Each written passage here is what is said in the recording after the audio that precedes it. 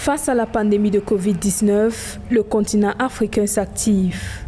Les effets néfastes de la pandémie soulignent à nouveau l'urgence de développer les infrastructures et le secteur de la logistique. Au cours du webinaire organisé par le groupe marocain Attijari Wafa sur la logistique et les infrastructures en Afrique, Cheikh Beda, directeur des infrastructures et de l'énergie à la Commission de l'Union africaine, a mis l'accent sur les critères de sélection de projets. Il y aura pratiquement une cinquantaine de projets qui vont prioritaires pour tout le continent. 5 projets par 5 à 6 projets par région, mais aussi les pays enclavés et les îles. Donc ces critères de sélection, ils mettent en avant l'aspect intégrateur, l'aspect corridor, l'aspect approche corridor. Donc vous pouvez avoir dans les corridors, y compris les ports, mais aussi des lignes ferroviaires. Vous pouvez avoir aussi des lignes haute tension électriques qui vont transiter par les mêmes corridors. Vous pouvez avoir de la fibre optique dans les mêmes corridors. Et donc, ceci va nous permettre à la fois d'améliorer la substance sur le plan économique et les retombées sur le plan économique, mais aussi d'améliorer aussi l'impact que peuvent avoir la majeure partie de nos populations qui sont encore dans les milieux ruraux et qui sont restées malheureusement un peu déconnectées du tissu économique mondial. Selon les experts, peu d'importance est accordée au développement des infrastructures et nouvelles idées économiques. Cependant, la Commission de l'Union africaine a initié un projet qui intègre tous les types d'infrastructures.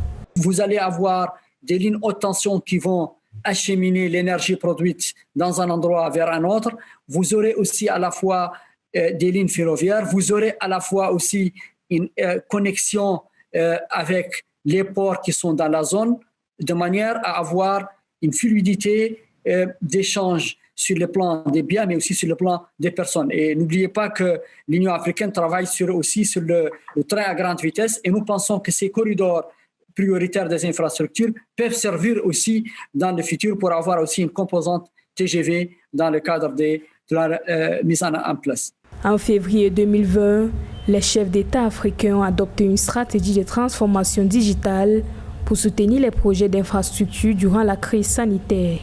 Cette initiative inclut le développement des TIC pour améliorer les services de la logistique. Et c'est une stratégie extrêmement importante et innovante. Et elle est multisectorielle, et la composante infrastructure, elle est là comme backbone. Elle est là comme un élément qui va accélérer cette digitalisation donc, à travers les infrastructures et surtout tout ce qui est ICT. Et donc, dans notre approche corridor pour le programme de développement des infrastructures en Afrique de la deuxième phase, vous allez voir que ces corridors sont dotés de manière permanente. Donc, pour que le projet arrive à être validé dans la deuxième phase, il faut qu'il y ait une composante ICT extrêmement forte dans le cadre de ce corridor. Les chefs d'État ont adopté aussi récemment la fameuse zone de libre-échange, donc que nous attendons tous avec beaucoup d'impatience. Donc, janvier 2021, ça va être opérationnel, et nous aurons les premiers échanges entre pays suivant la réglementation de cette zone de libre-échange africaine. Les autorités espèrent cependant qu'avec de nouveaux projets qui s'inscrivent dans la résilience, projets initiés par la Commission de l'Union africaine, il y aura un retour à un taux de croissance économique satisfaisant en Afrique au cours des 6 prochaines années.